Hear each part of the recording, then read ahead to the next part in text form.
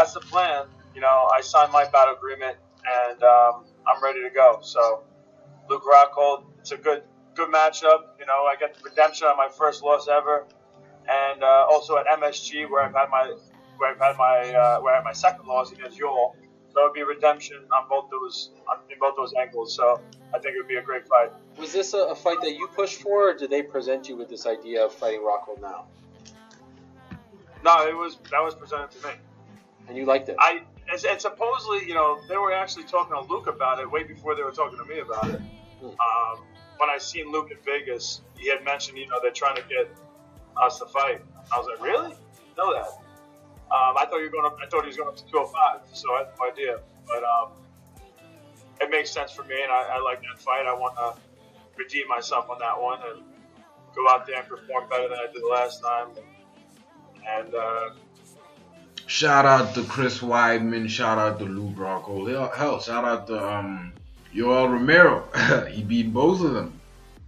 Not an easy task. Listen, I am going to watch the hell out of this fight. I am going to review the hell out of this fight. Why? I'm a fan of both men. I've watched the first fight easily 5-10 times, man.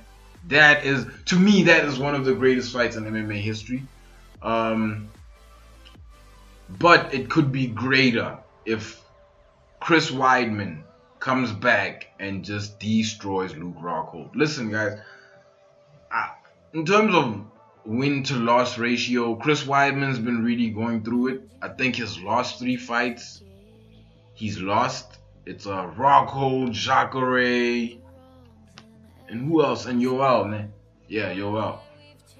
And it's hard to see Chris Weidman go through these kinds of challenges and not make it through the way he expected, right?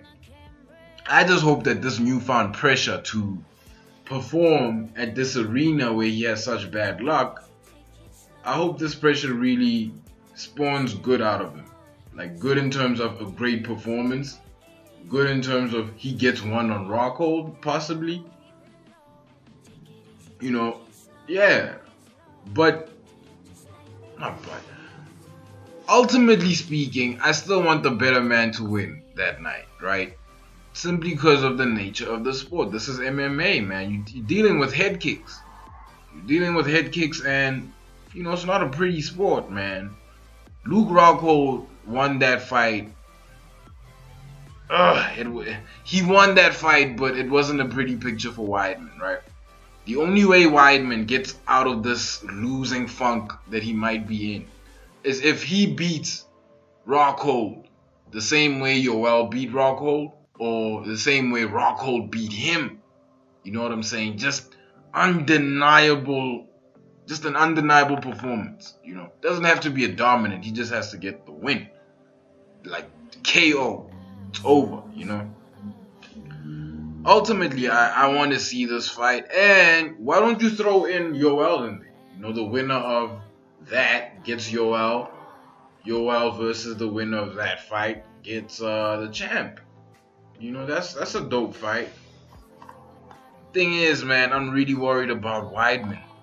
His last 3 fights have ended in bad fashion, man.